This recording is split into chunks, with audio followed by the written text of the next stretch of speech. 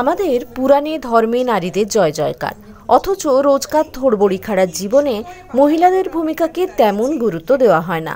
আর এটাকেই নিয়ম ধরে নিয়ে নিজেদের সুখ দুঃখ উপেক্ষা করে সংসারের বাকি মানুষদের দেখভালে জীবন সঁপে দেন মহিলারা।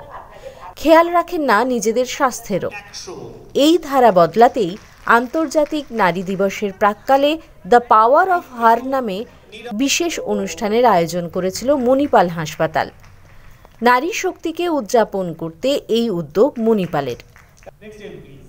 মহিলা রোগীদের সফলতার কথা, অসম্ভবকে সম্ভব করে তোলার কথা এদিন তুলে ধরেন চিকিৎসক ও রোগীরা।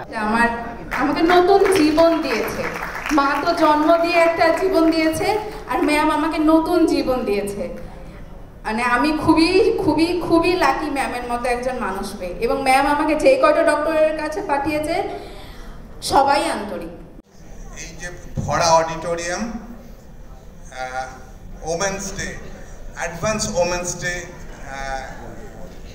I will give you all a wish for the advance Women's Day tomorrow. Okay, so that's the first thing.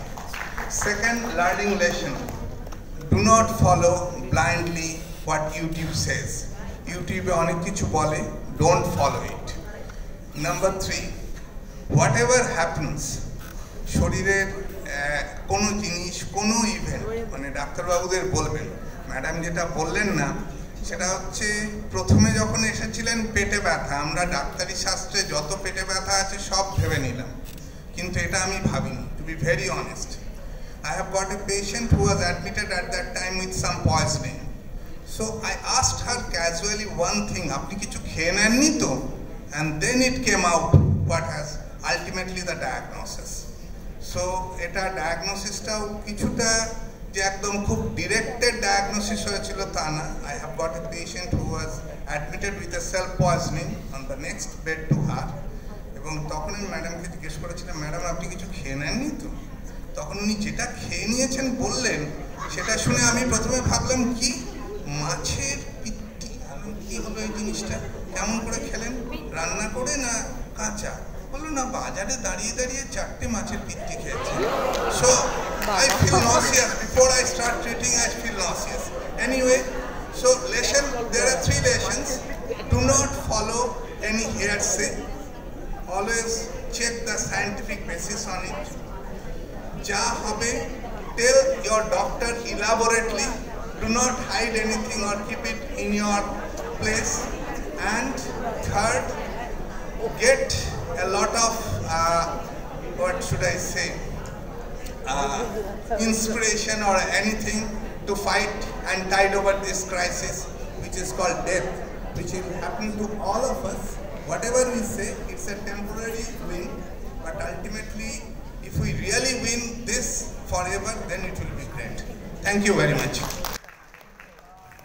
অসুস্থতাকে হারিয়ে জীবনের স্বাভাবিক ছন্দে ফেরা 12 জন মহিলাকে এদিন সম্মান জানানো হয়। 73 বছর, তাই তো? এই 73 বছরে নতুন করে বাঁচা, হ্যাঁ, সেটা কেমন লাগছে?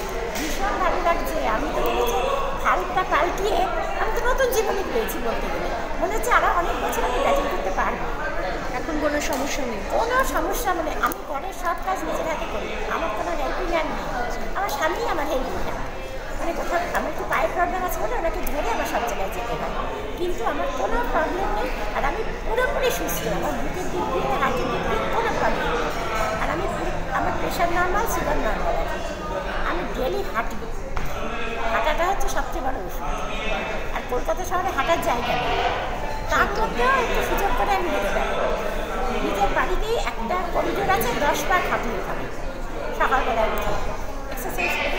কিন্তু আমি সুস্থ। আমি সবাইকে বলি, সামান্য প্রবলেম হলে ডাক্তারের কাছে যাও, ডাক্তারের পরামর্শ নাও। ওনারা নিশ্চয়ই, ওনারা আমাদের ভগবানের পরের স্টেজ, আমাদের ঠিক সুস্থ করে। যার হয়তো বেশি খরচ করার সামর্থ্য নেই, ডাক্তারবাবু তাকে বলে দেবে কী করে তুমি অল্প খরচে সুস্থ হবে। সেই জন্য ঘরে বসে থেকে এদিনের অনুষ্ঠানে হার্ট অ্যাটাক হলে প্রাথমিকভাবে ঠিক কী করা উচিত তার পাঠও দেন চিকিৎসকরা। বিভিন্ন প্রতিষ্ঠান মহিলা সমিতির সদস্যদের পাশাপাশি মণিপাল হাসপাতাল গ্রুপের বিভিন্ন শাখার চিকিৎসকরা উপস্থিত ছিলেন এদিনের অনুষ্ঠানে।